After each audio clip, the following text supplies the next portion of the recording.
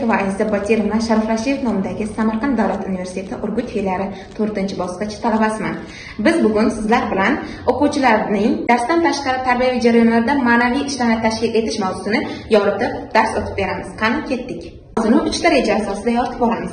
Ushbu rejalar: birinchi reja sinfdan tashqari ishlar haqida ma'lumot. Ikkinchi rejamiz sinfdan tashqari tarbiyaviy ishlarni tashkil qilish usullari. Uchinchi rejamiz esa maktabdan tashqari faoliyat ish usullarini og'zaki amaliy shaklda olib borish. Maktabning o'quvchilar bilan olib boradigan o'quv mashg'ulotlaridan tashqari xilma-xil ta'lim-tarbiya ishlari sinfdan tashqari ishlar nomini olgan. Sinfdan tashqari ishlar maktab ta'lim-tarbiya jarayoni tarkibiy qismi o'quvchilarning bo'sh vaqtlarini yo'lga qo'yish shakllaridan biridir. Avvalambor bizga shunday savol keladiki, sinfdan tashqari ishlar nima uchun kerak? Bu savolga shunday javob bilan to'xtalamizki, sinfdan tashqari ishlar o'quvchilarning bo'sh vaqtlarini unumli, mazmunli o'tkazish uchun sinfdan tashqari ishlarni tashkil qilamiz. Bunda asosan o'quvchilarning qiziqishlari, ularning yosh darajasini hisobga olgan holda sinfdan tashqari ishlar tashkil qilinadi. Sinfdan tashqari ishlar shaxsni har tomonlama kamol toptirish va uni hayotga, faoliyatga tayyorlash uchun keng imkoniyatga ega. Bu ishlar bolalarning qiziqishlariga muvofiq tarzda ko'ngillik asosida tashkil qilinadi. Sinfdan tashqari ishlarni tashkil qilayotganimizda o'quvchilarning xohishini inobatga olgan holda to'garaklar tashkil qilinadi. Ya'ni o'quvchilarni majburlab yoki-da shu to'garakka kelasan degan shaklda ularga buyruq asosida emas, aksincha ularning qiziqishlari, xohishlarini inobatga olgan holda tashkil qilinadi. Ko'rib turganingizdek, taqdimotimizdagi ma'lumotlar birin-ketin o'tib ketyapti. Ana endigi slaydimizda sinfdan va maktabdan tashqari ishlar haqida ma'lumot berib o'tamiz. O'quvchilar sinfdan va maktabdan tashqari ishlarda o'zlarini qiziqtiradigan mashg'ulotlarni tanlab olishadi. Ularda mustaqil tashabbuskorona ishtirok etishadi. Ya'ni sinfdan tashqari ishlarda asosan o'qituvchi emas, aksincha o'quvchilar tashabbus ko'rsatishadi. Ya'ni ular qanday iqtidorga ega, ya'ni ularning qo'llaridan nimalar keladi. Sinfdan tashqari ishlarda o'quvchilarning yangi qiziqishlari, yangi qirralari ochib boriladi. Sinfdan tashqari muassasalarning tashkiliy ishlarini, mazmunini va maqsadini belgilash bugungi kunimizning barcha qilarini hisobga olishni talab etmoqda. Sinfdan tashqari mazkur tarbiyaviy ishlar shaxs kamoloti bosqichlarini belgilab olishga qaratilganligi bilan tavsiflanadi. Mazkur muammoni ijobiy hal etish uchun sinfdan tashqari tarbiyaviy ishlar tizimida quyidagilar bo'lishi lozim. Pedagoglar va o'quvchilar o'rtasida o'zaro hurmat. Mana shu yerga alohida to'xtalib o'tamiz, ya'ni o'quvchi va o'qituvchi o'rtasidagi hurmat. Bilamizki, sinfdan tashqari ishlarda o'quvchi va o'qituvchi ya'ni erkin ishlashadi. Bunda esa o'zaro hurmat, ya'ni o'zaro aloqada ikkalasidan bir-birini hurmat qilgan holda olib boriladi. O'sha hurmat munosabatlari shakllanganining o'ziga xos an'ana vositalariga tayanish.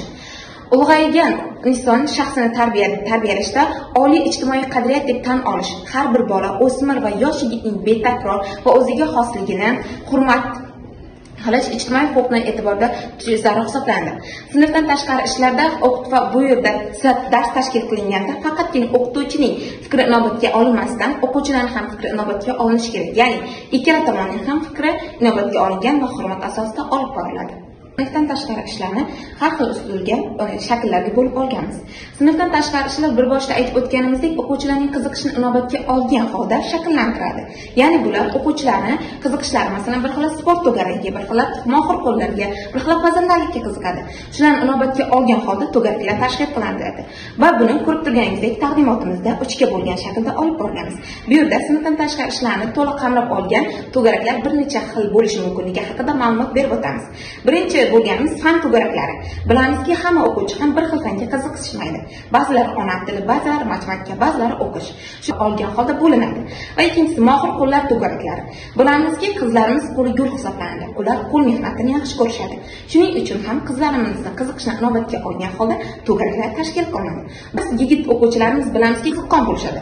Ularning qiziqishini inobatga olgan holda duradgorlik to'garaklarini ham tashkil qilishimiz zarur hisoblanadi. Va slaytimizda ko'rib turibsiz, sport to'garaklari. Bu sport to'garaklari keng qamrovli bo'lib, bunda qizlar ham, o'g'il bolalar ham qatnashishlari mumkin. Va bu yerda qiziqarli, didaktik o'yinlar asosida to'garak tashkil qilishimiz kerak bo'ladi. Va uchinchida ko'rib turganingizdek, badiiy havaskorlik to'garagi.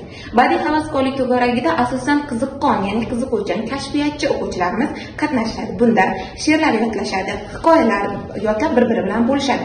Badiiy havaskorlik to'garagiga alohida urg'u berishimizni talab qilamiz, chunki bu yerda o'quvchilarning so'z boyligi oshadi, dunyo ko'rishi, tafakkuri oshadi. Shuning uchun ham ko'proq badiiy havaskorlik to'garaklarini tashkil qilishimiz zarur hisoblanadi. Umum ta'lim maktablarida bu ishlarni, ya'ni sinfdan tashqari ishlarni sinf rahbari va tarbiya ishlar tashkilotchilari uyushtirishadi.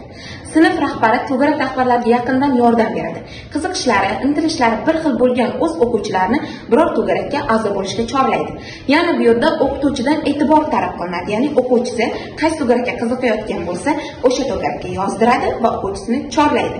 Va bu ishlar aytib o'tganimizdek tarbiyaviy ishlar tashkilotchisi bilan birgalikda, hamfikrlikda amalga oshiriladi. Mavzuni xulosa qilishdan oldin shuni ta'kidlashimiz joizki, dars davomida sinfdan tashqari ishlar ko'proq tashkil qilinishi maqsadga muvofiq bo'ladi. Chunki sinfdan tashqari ishlarni tashkil qilishda o'quvchilarning bo'sh vaqtlari unumli foydalanadi deb o'ylaymiz. Chunki o'quvchilar bo'sh vaqtlari bilan yana o'z ustida ishlasa, jamoa bilan birgalikda ishlasa, albatta fazilatlar, ya'ni yaxshi fazilat